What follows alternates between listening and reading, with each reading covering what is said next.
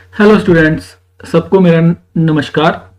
और आपका मेरे यूट्यूब चैनल क्यूरियस फिजिक्स में बहुत बहुत स्वागत है एक बार फिर से। और आज मैं स्टार्ट करने वाला हूँ the second part of your chapter alternating current.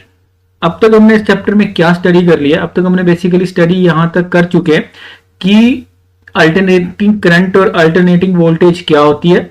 और जब आप अल्टरनेटिंग करंट को किसी रजिस्टिव, किसी कैपेसिटिव और किसी इंडक्टिव सर्किट में अगर वो मूव करता है तो क्या रिलेशन होता है आपका करंट और वोल्टेज के बीच में। ठीक है, अगर आप रेजिस्टेंस और करंट के अगर आप एक पर्टिकुलर जो जिसमें सिर्फ एक रेजिस्टिव सर्किट है वहां पे अगर आप एसी वोल्टेज लगाओगे तो जो करंट और जो वोल्टेज है वो दोनों आपके फेज में रहेंगे। मतलब दोनों के बीच में अगर एक ही टाइम पे वो मैक्सिमम हो रहा है अभी आपका वोल्टेज, तो जो करंट है वो भी उसी टाइम पे मैक्सिमम होगा।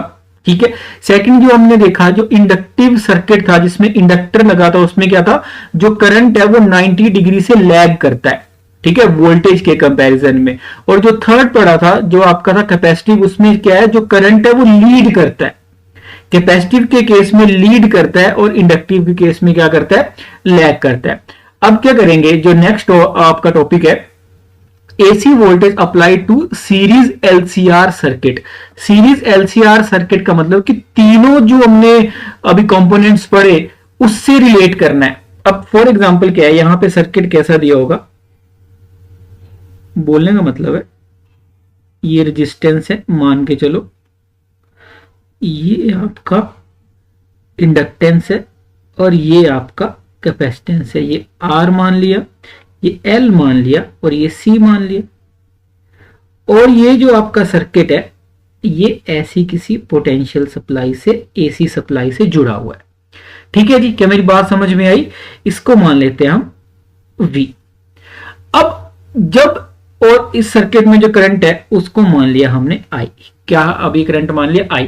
अब इतना समझ में आता है कि अगर ये तीनों सीरीज में है, ठीक है, आपका रेजिस्टेंस, इंडक्टर और कैपेसिटर तीनों कंपोनेंट्स अगर सीरीज में है तो सीरीज में क्या सेम ही करंट पास करेगा। और ये जो करंट है, इस करंट को मूव करवाने के लिए रिस्पॉन्सिबल कौन होगा, ये जो आपका एनर्जी सोर्स है, पोटेंशियल। इतना समझ में आता है जो चैप्टर थर्ड पढ़ा है या फिर आप 10th में भी ये चीज पढ़ के आए हो कि ये अभी रिस्पॉन्सिबल है। और जो सीरीज सर्किट होता है उसमें करंट चेंज नहीं होता है। और ये जो पोटेंशियल है अगर सीरीज में है तो कुछ एक पोटेंशियल इसमें से कंज्यूम करेगा आपका रेजिस्टिव सर्किट, उसको मान लिया हमने VR। यहां पे कंज्यूम करेगा VL और ये आएगा आपका VC। बात समझ में आई? अगर जो आज तक हमने सीखा तो ये जो क्रिचॉफ्स लॉ आपको याद होगा, तो क्रिचॉफ्स लॉ के अकॉर्डिंग यहां पे टोटल पोटेंशियल इन तीनों में कंज्यूम होगा, कुछ एक रेजिस्टेंस में, कुछ एक आपका इंडक्टर में और कुछ एक आपका कैपेसिटेंस में। अब उसको लिखना चाहूं तो मैं कैसे लिखूंगा, कि ऐसे ही तो लिखूंगा, टोटल कैपेसिटेंस जो वोल्टेज था रेजिस्टेंस के अक्रॉस अगर आई करंट पास कर रहा है तो दैट इज IR। इंडक्टर के केस में हमने क्या पढ़ा था, इंड्यूस्ड ईएमएफ LdI/dt। और across the capacitor the potential will be Q/C। Potential will be Q/C। This is basically, ये है आपका VR, ये है आपका VL और ये है आपका VC। क्या मेरी बात समझ में आई? अगर मैं इसी चीज को फेजर में ड्रॉ करता हूं, फेजर में ड्रॉ करता हूं, फेजर बोलने का मतलब है जो हमने लास्ट टाइम सीखा था, रिलेशन कैसे बैठाना है आपका जो करंट और पोटेंशियल के बीच में। ठीक है, तो क्या स्टार्ट करते हैं, फेजर बनाने की कोशिश करते हैं। फेजर बनाने की कोशिश करते हैं, आगे भी ये अच्छे से बना हो लेकिन आपको समझ आएगा यहां पे। लेट अब जो रेजिस्टेंस होता है, रेजिस्टेंस और वोल्टेज के अब जो रेजिस्टिव सर्किट होता है वहां पे वोल्टेज और करंट के बीच में क्या होता है, वो सेम ही टाइम वो साथ में चलते हैं। तो ये I और ये VR। ठीक है, और जो करंट होता है, जो करंट है, करंट जो है वो कैपेसिटिव सर्किट में वोल्टेज से आगे चलता है। ये हमने पढ़ा था। और इंडक्टर के केस में क्या है, वो वोल्टेज से पीछे चलता। इंडक्टर के केस में, इंडक्टिव वोल्टेज के केस में वो क्या चलता है बेटा, वो पीछे चलता है। क्या ये बनाना आया कि नहीं, ये मैं कैसे लिख पाया हूं, है ना। वी आर और आई तो साथ में चलेंगे, ये हमने पढ़ा था जब हमने पहला वाला केस सोल्व किया था। जब हमने इंडक्टर वाला किया था तो उसमें बोला था जो करंट है वो वोल्टेज से 90 डिग्री पीछे चलेगा। तो ये आ गया आपका 90 डिग्री और ये भी है आपका 90 डिग्री। ये दोनों एंगल क्या है, स्ट्रेट लाइन है एक्चुअली। ये दोनों के दोनों क्या है, 90 90, मतलब एक दूसरे के अपोजिट है। क्या मेरी बात समझ में आई। और यहां पे एक और चीज आती है जिसको बोलते हैं ओमेगा से, तो ये घूम रहा है। और फाई आ गया आपका फेज डिफरेंस। क्या आ गया आपका फेज डिफरेंस। हम क्या ये टोटल, ये क्या है बेसिकली, इसको मैं और आगे और बात करेंगे इसके। It is the phi is the phase difference. Phi is the phase difference. Phi is the phase difference between source voltage and current. क्या मेरी बात समझ में आई। जो नेट दोनों के बीच में गैप आएगा, मतलब कौन आगे चलेगा और कौन पीछे चलेगा, उन दोनों के बीच में जो एंगल आएगा उसको बोला फेज डिफरेंस। क्या बोला बेटा उसको, फेज डिफरेंस। कि मेरी बात समझ में आई। और ये तीनों ही मिला के आपको नेट वोल्टेज देंगे। क्या ये तीनों वेक्टर्स की फॉर्म में लिखे गए थे, ठीक है। जो पोटेंशियल है उसको वेक्टर की फॉर्म में लिखा गया था। तो अगर मैं इसको फिर से यहां पे बनाता हूं, ओके चलो इसको मैं फिर से नीचे बनाता हूं। चलो यहां पे पैरेलल बनाने की कोशिश करते हैं। अगर मैं इसको यहां पे बनाता हूं तो इसको मैं यहां लिख सकता हूं,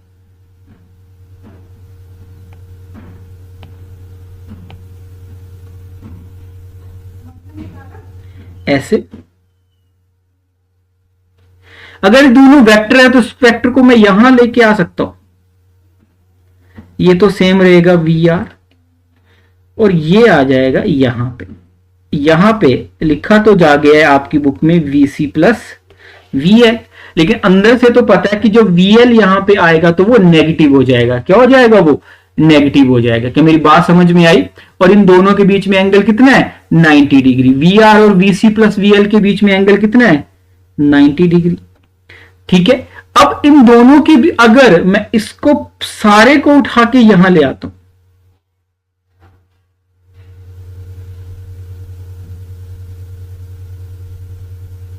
ये इसमें V C plus V L को उठा के वहां ले गया। अब इसमें जो पोटेंशियल मूव करेगा, जो इसमें मूव करेगा, उसको मैं लिख सकता हूं V R M, R for resistance और एम की ऐसे मूव करेगा।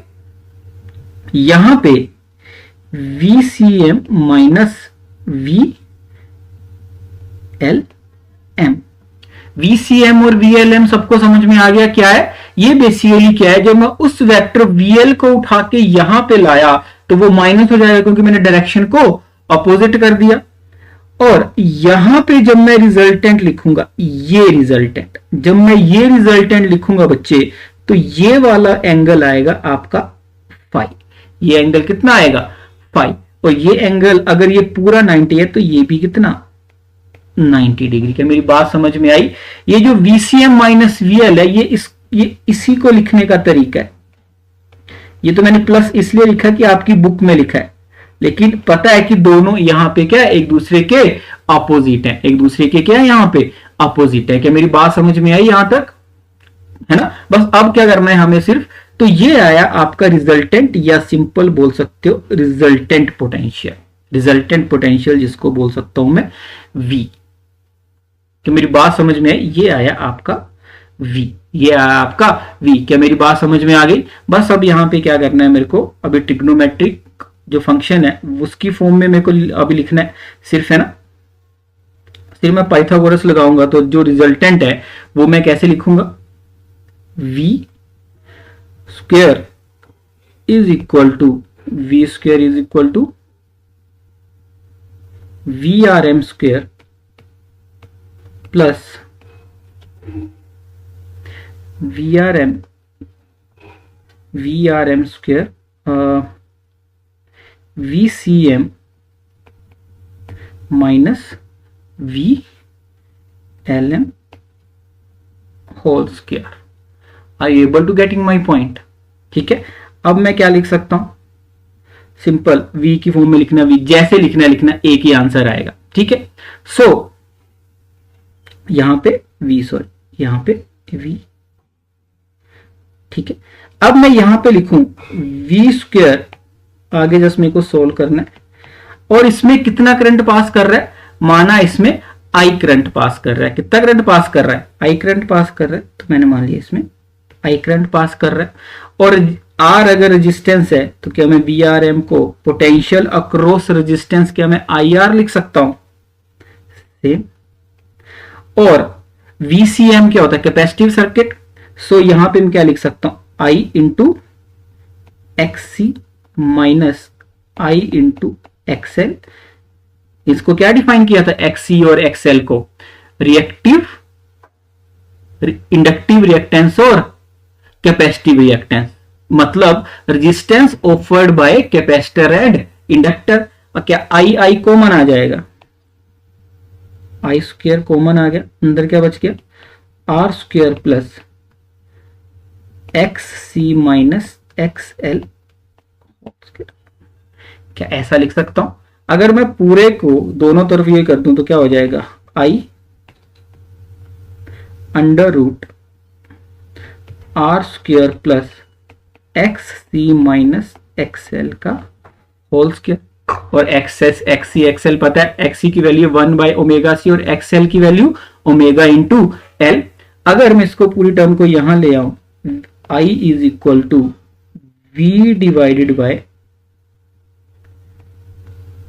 तो मैं ऐसे लिख सकता हूं, R square plus XC minus XL का होल स्क्वायर.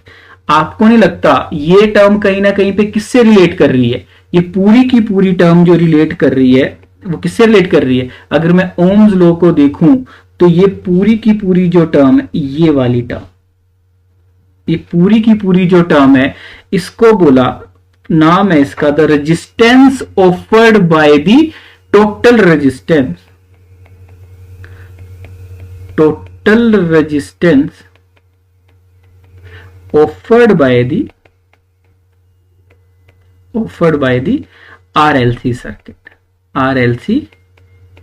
सर्किट. मतलब ये पूरे जो करंट I सेटअप हुआ उसको बताएगी कि ये कितना करंट है, कि ये कितना करंट है. क्या मेरी बात समझ में आई. और इसका नाम है, इसको बोला गया impedance.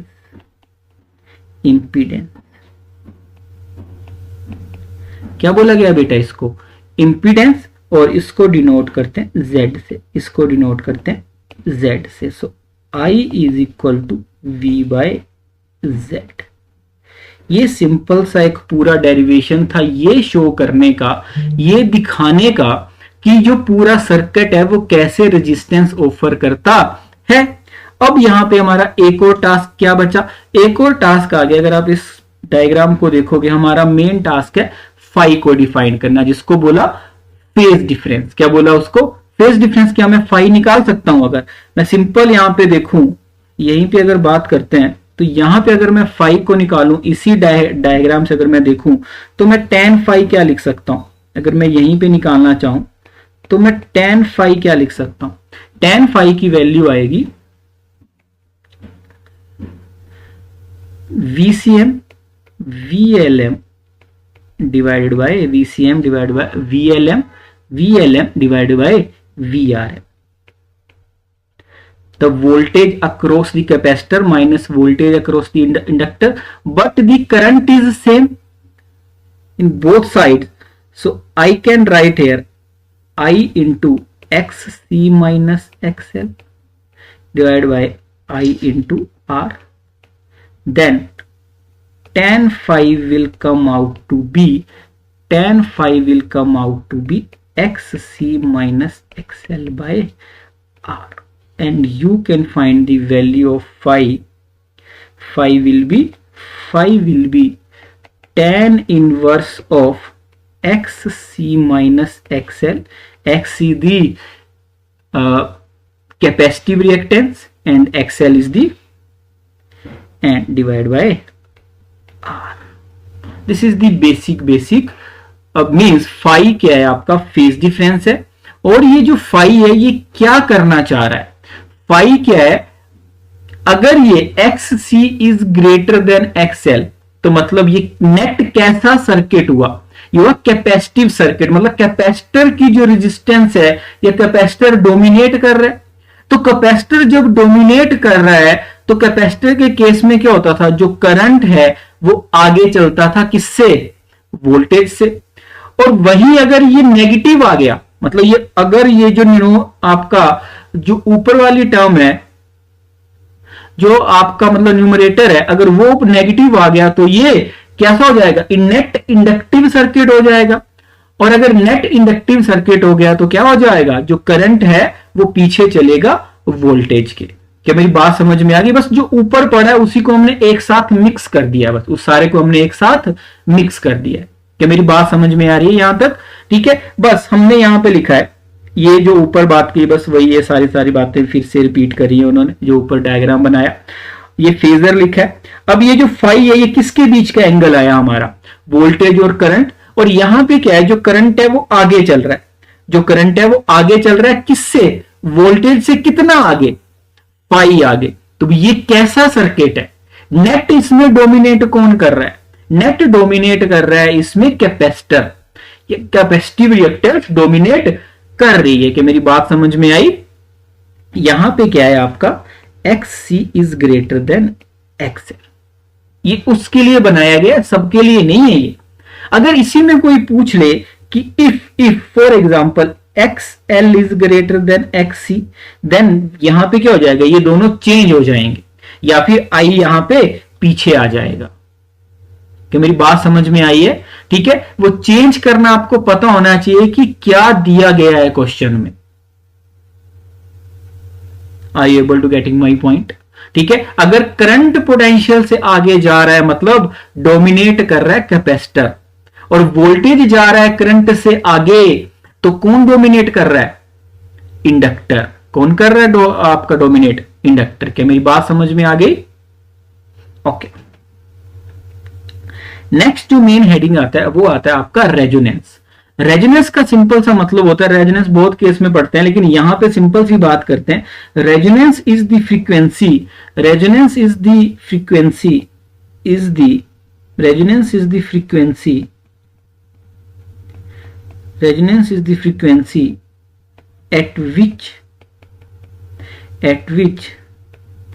at which the circuit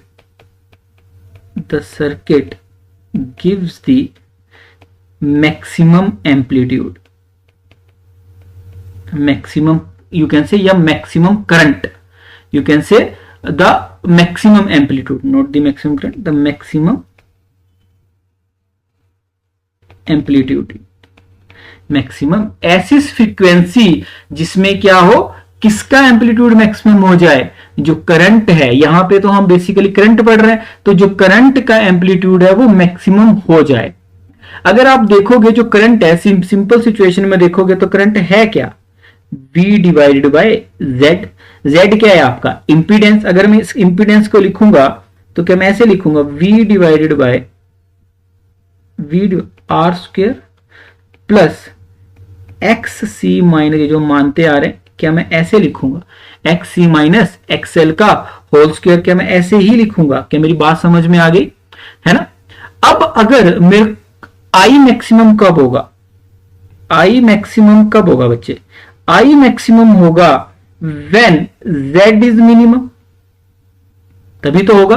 और Z मिनिमम कब होगा, Z मिनिमम तब होगा तो R को तो कम कर नहीं सकते हो, हाँ XC XL को माइनस कर दोगे या इसको जीरो कर दोगे तो आपका वो मिनिमम हो जाएगा। तो Z मिनिमम बोलने का मतलब है Z को मिनिमम करना है, और Z को मिनिमम करने का मतलब है, कैसे होगा Z मिनिमम, Z मिनिमम का मतलब होगा when XC is equal to XL।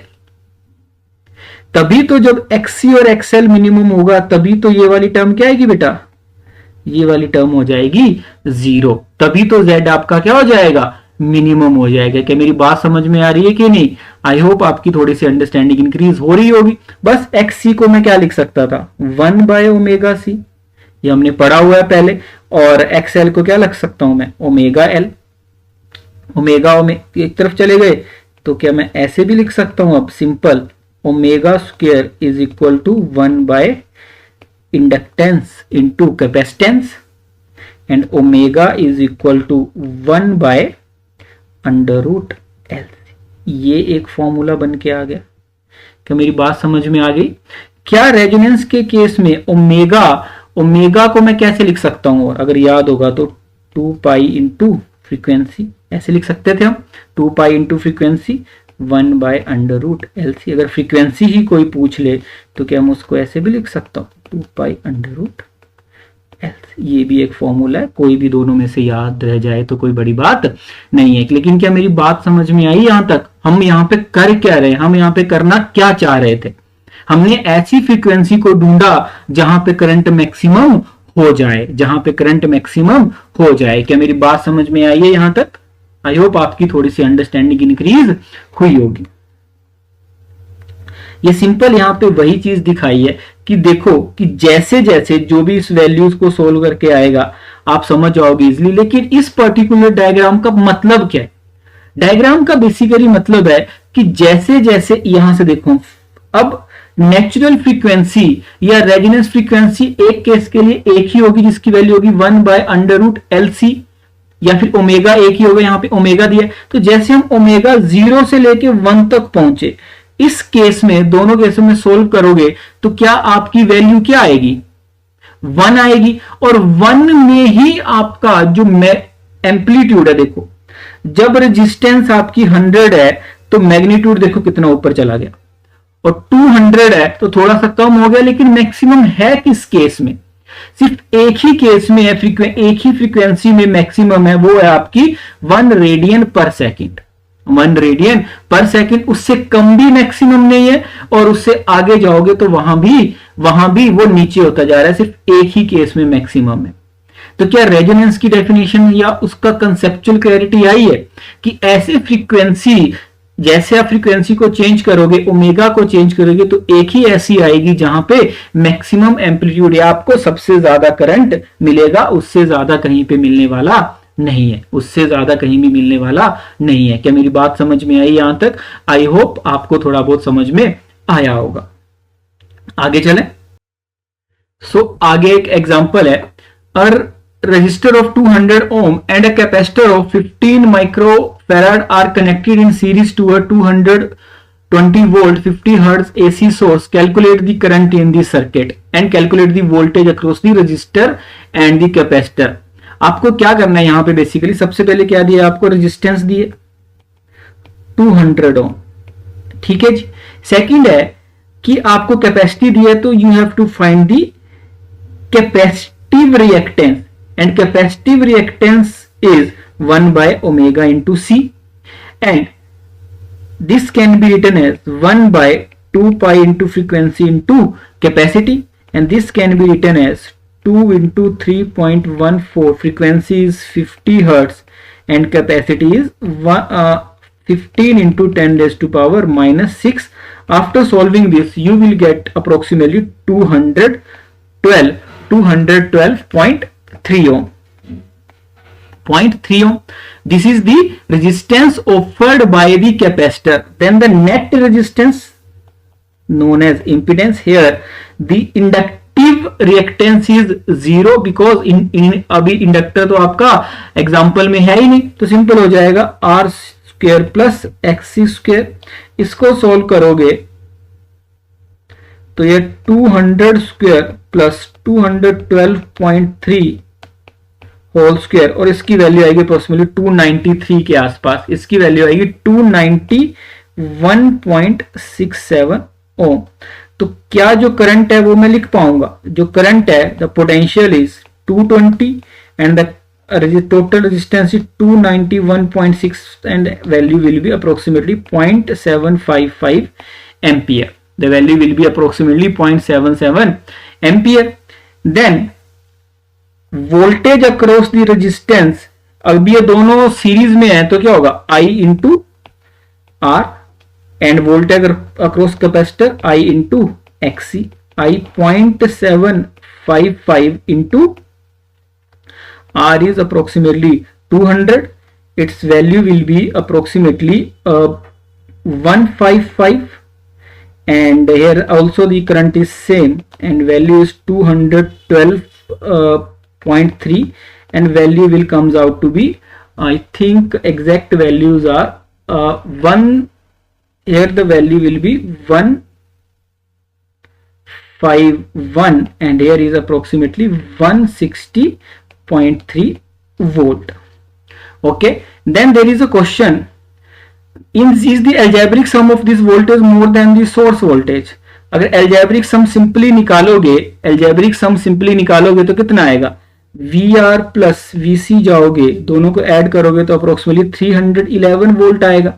Simple सा समझ में आता है, लेकिन सप्लाई अवेलेबल कितनी है, सप्लाई तो सिर्फ 220 अवेलेबल, तो ये कैसे, ज्यादा वोल्टेज तो कभी पॉसिबल ही नहीं है। पर हमने क्या पढ़ा था, अगर ये डायग्राम होकर अगर आप याद करोगे थोड़ा सा, तो अगर ये वाला डायग्राम, ये वाला, या तो फिर जो मैंने बनाया था ये वाला, दोनों आपस में परपेंडिकुलर होते हैं, VC एंड VR परपेंडिकुलर, तो दोनों के बीच में ये सिंपल एल्जेब्रिकली ऐड नहीं होंगे, इनको ऐड करना पड़ेगा। इनको ऐड करने का तरीका क्या है आपका, अगर इसको ऐड करना है तो इसको सिंपली ऐसे ऐड करोगे, V is equal to 151 square plus 160 plus 3 square, तभी तो रिजल्टेंट आएगा।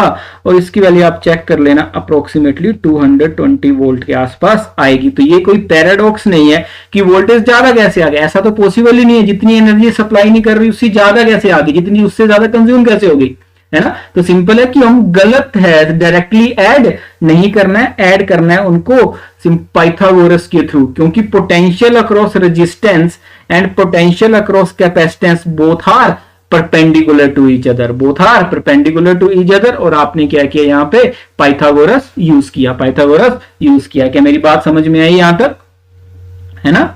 नेक्स्ट करते हैं आपका power in an AC circuit, the power factor. अब जो पूरा जो सर्किट है उसमें हमने क्या निकाल लिया, एक तो निकाल लिया हमने आपका फेस डिफरेंस फाई। अगर मैं पावर निकालने जाऊं और अगर मेरे से कोई पूछे V की वैल्यू को क्या लिखूंगा मैं, VM साइन ओमेगा टी, और जो करंट पास कर रहा है वो होगा आपका IM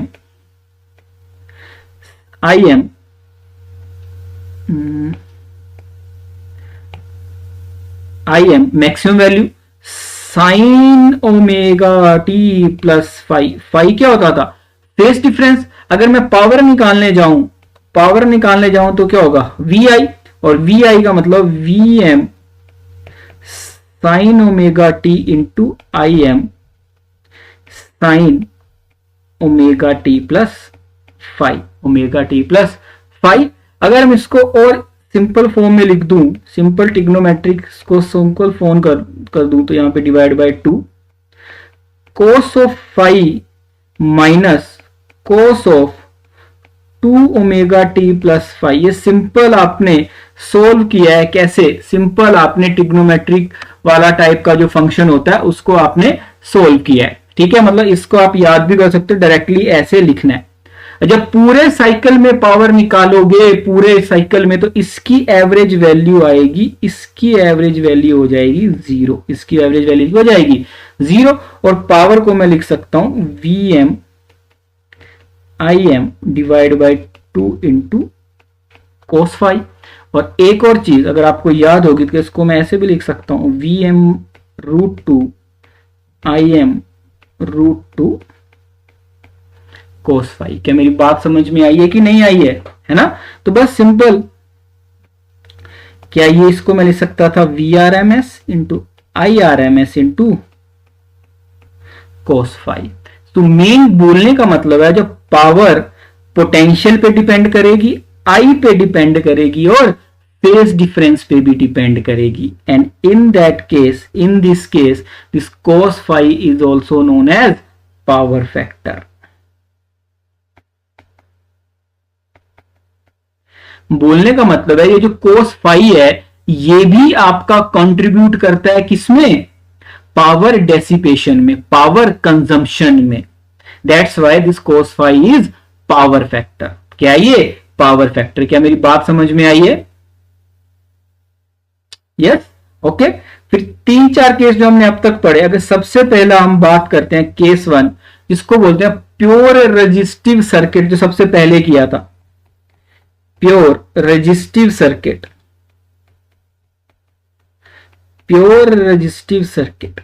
प्योर रेजिस्टिव सर्किट में आपने क्या देखा था, फाई था क्या, जो करंट है, करंट और किसके बीच में एंगल था बेटा, this is basically the angle between current end voltage, और वहां पे दोनों के बीच में एंगल क्या होता था, phi is equal to 0, so cos phi is equal to 1 for which circuit, for pure resistive circuit. क्या मेरी बात समझ में आई? दूसरा अगर बात करोगे जो हमने एक साथ पढ़े थे, जिसको बोला हमने प्योर कैपेसिटिव, जिसमें कैपेसिटर लगा था सिर्फ, and pure inductive circuit, inductive.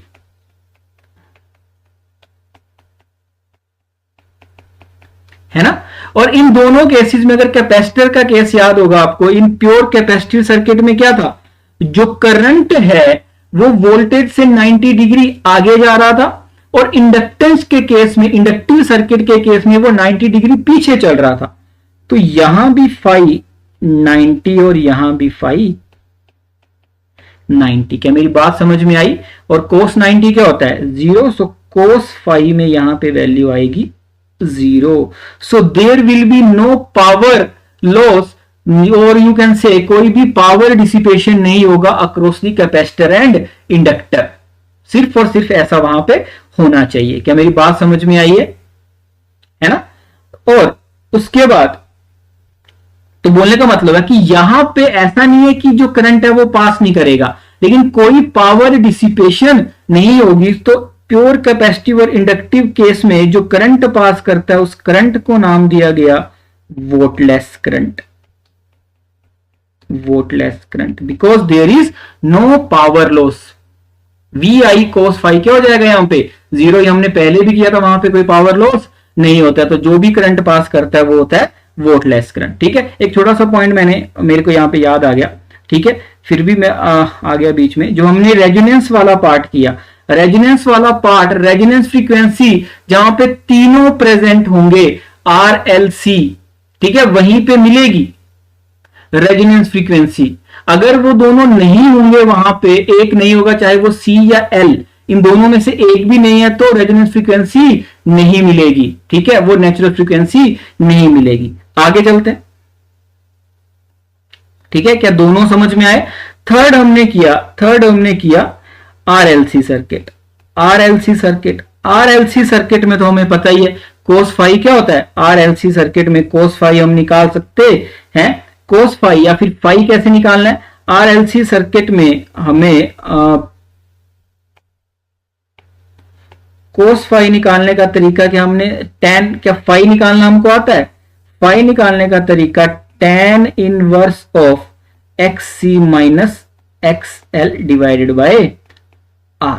यहां से फाई आया, कोस फाई निकालोगे, सिंपली लिख लोगे। लेकिन सिंपल याद रखना, इन RLC circuit also power will dissipate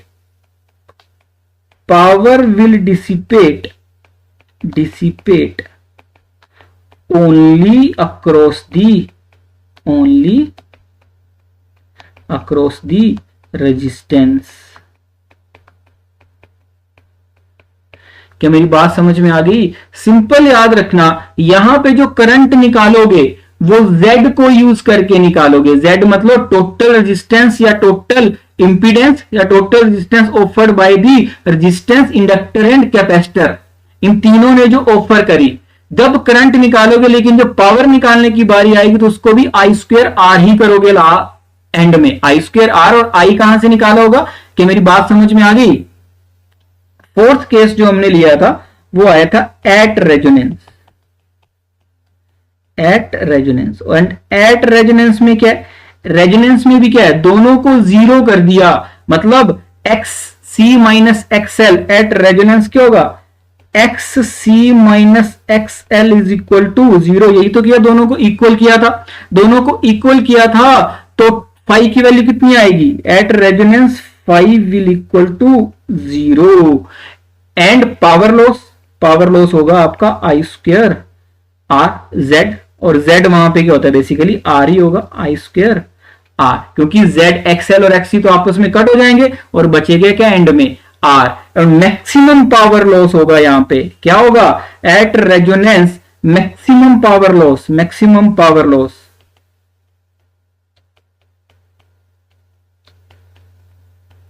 क्यों मैक्सिमम पावर लॉस, इसलिए मैक्सिमम पावर लॉस होगा क्योंकि यहां पे सबसे ज्यादा जो करंट है वो पास करेगा, और सबसे ज्यादा जब करंट पास करेगा तो सिंपल सी बात है आई स्क्वायर की वैल्यू सबसे ज्यादा। इन चारों पॉइंट्स को अच्छे से समझना है। और लास्ट पॉइंट में क्यों लिखा है मैक्सिमम पावर लॉस, क्योंकि यहां पे क्या होगा, आई स्क्वायर सबसे ज्यादा होगा, या सबसे ज्यादा करंट पास करेगा। जब सबसे ज्यादा करंट पास करेगा, क्योंकि सबसे कम रेजिस्टेंस होगी, सबसे कम रेजिस्टेंस होगी, तो सबसे ज्यादा हीट प्रोड्यूस होगी, या फिर पावर लॉस होगा आई स्क्वायर आर। क्या मेरी बात समझ में आई है? चारों केसेस को अच्छे से देखो, समझना। बेसिकली जो ऊपर पढ़ा है उसी को हम बार बार फिर से पढ़ रहे हैं, कुछ भी नया नहीं किया हमने, ठीक है? क्या मेरी बात समझ में आई? नेक्स्ट इसी से रिलेटेड एक एग्जांपल है, for circuit used for transporting electric power, a low power factor implies large power loss in transmission। Simple सी बात है, हमने बोला कि हमें कुछ पावर चाहिए, हमें कुछ पावर चाहिए। अगर लो फैक्टर है पावर, तो हमें मान लिया ये फिक्स है, हमें चाहिए, ठीक है? इसकी वैल्यू निकाली हमने वी आई कोस फाई। अगर ये फाई फैक्टर कम है, कोस फाई वाला फैक्टर कम है, तो हमें एक पर्टिकुलर पावर अचीव करने के लिए किसको बढ़ाना पड़ेगा, we have to increase the current. और जैसे ही करंट बढ़ेगा कितना पावर लॉस हो जाएगा, आई स्क्वायर आर, ज्यादा लॉस हो जाएगा आई स्क्वायर आर, क्योंकि जो करंट है वो इंक्रीज करना पड़ेगा। क्या मेरी बात समझ में आई? ठीक है, सिंपल है। अगर कोस फाई कम है तो हमें करंट बढ़ाना पड़ेगा, ठीक है? बात समझ में आई? नेक्स्ट आता है, power factor can often be improved by use of the capacitor of appropriate capacitance. Simple सी बात, अगर पावर फैक्टर कोस फाई को इंक्रीज करना है या फाई आपको ज्यादा चाहिए, तो आपको क्या करना पड़ेगा, फाई ज्यादा के लिए आप क्या कर सकते हो, कैपेसिटर का यूज करके नेट रेजिस्टेंस कम कर सकते हो। एक्सी माइनस एक्सएल याद होगा, है ना? तो क्या कर सकते हैं, क्योंकि एक्सएल और एक्सी एक दूसरे को अपोज करते हैं, तो हम क्या कर सकते हैं, अपोजिट डायरेक्शन में जो है वो कैपेसिटर यूज कर सकते हैं, जिससे आपको बेनिफिट मिलेगा। क्योंकि एक्सी को हम अपोजिट डायरेक्शन में लगा सकते हैं, वो टोटल रेजिस्टेंस को कम कर सकता है, ठीक है? क्या मेरी बात समझ में आई? क्योंकि है ना, क्योंकि फाई की वैल्यू क्या है, एक्सी माइनस टेन की फॉर्म में आता है ना वो, ठीक है? सिंपल थ्योरी की फॉर्म में लिखा है आपकी बुक में, और अच्छे से समझ में आएगा उस थ्योरी को अच्छे से पढ़ोगे तो। लेकिन जो मैंने बोला वही इसका मेन बोल सकते हो कि समरी उसकी यही है, बेसिक समरी उसकी वही है। नेक्स्ट एग्जांपल पे चलते हैं। और साइनसॉइडल वोल्टेज ऑफ पीक, यहां पे पीक वैल्यू पहले ही दे दी है, ठीक है? And frequency this is applied to a series LCR circuit in which R L and C तीनों दिए। The find the impedance of the circuit. So impedance of the circuit will be R square plus X C square minus X L whole square. So R की value, R is I think